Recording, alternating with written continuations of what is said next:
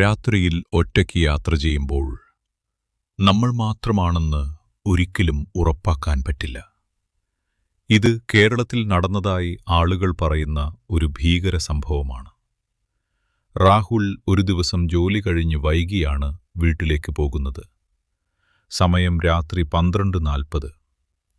Bus സ്റ്റാൻഡിലെത്തിയപ്പോൾ അവസാന bus മാത്രം ബാക്കി. ചുറ്റും ആളുകളൊന്നുമില്ല. രാഹുൽ ബസ്സിൽ കയറി. ഡ്രൈവറും കണ്ടക്ടറും മാത്രം മുന്നിൽ.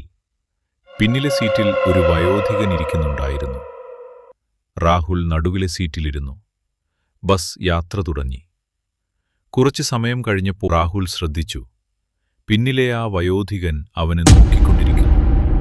കണ്ണ് അടയ്ക്കുന്നില്ല. ചലനമൊന്നുമില്ല. രാഹുൽ അത് അവഗണിച്ചു. അടുത്ത സ്റ്റോപ്പിൽ ബസ് നിർത്തി. കണ്ടക്ടർ രാഹുലിനോട് പതുക്കെ പറഞ്ഞു, പിന്നിലേക്ക് പോകരുത്. രാഹുൽ ആശ്ചര്യപ്പെട്ടു. അപ്പോൾ ബസിന്റെ ലൈറ്റ് മിന്നിക്കെടുത്തി.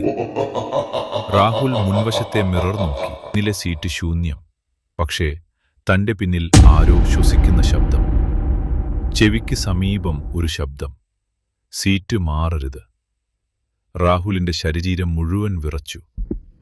അപ്പോഴേക്കും ഡ്രൈവർ ബ്രേക്ക് അടിച്ചു. രാഹുൽ തിരിഞ്ഞു നോക്കി. ആ വയോധികൻ ഇപ്പോൾ അവന്റെ പക്കൽ സീറ്റിലിരിക്കുന്നു. അവൻ നടന്നിട്ടില്ല. ശബ്ദമൊന്നുമില്ല. വെറും പ്രത്യക്ഷപ്പെട്ടു. വയോധികൻ പതുക്കെ ചിരിച്ചു. അവൻ പറഞ്ഞു, അവസാന യാത്രക്കാരൻ ഞാനല്ല. അടുത്ത സ്റ്റോപ്പിൽ രാഹുൽ ഭയന്നിറങ്ങി. വീട്ടിലെത്തി ഉറങ്ങാനായില്ല. പിറ്റേന്ന് രാവിലെ വാർത്തയിൽ കണ്ടത്, വർഷങ്ങൾ മുമ്പ് അതേ ബസ് റൂട്ടിൽ വലിയ അപകടം നടന്നിരുന്നു. രാത്രി സർവീസിൽ മരിച്ച യാത്രക്കാരെക്കുറിച്ച് പലരും കഥകൾ പറഞ്ഞിരുന്നു. രാഹുൽ കണ്ടക്ടറെ വിളിച്ച് ചോദിച്ചു, ഇന്നലെ പിന്നിലിരുന്ന ആ മനുഷ്യൻ ആരായിരുന്നു? കണ്ടക്ടർ കുറച്ചുനേരം മിണ്ടാതിരുന്നു. ശേഷം പറഞ്ഞു, ഇന്നലെ ബസ്സിൽ നീ മാത്രമേ ഉണ്ടായിരുന്നുള്ളൂ. ഇന്നും ആ റൂട്ടിലെ മിഡ്നൈറ്റ് ബസ്സിൽ ജാലകത്തിനരികിൽ ആരോ ഇരിക്കുന്നതായി ആളുകൾ പറയുന്നു.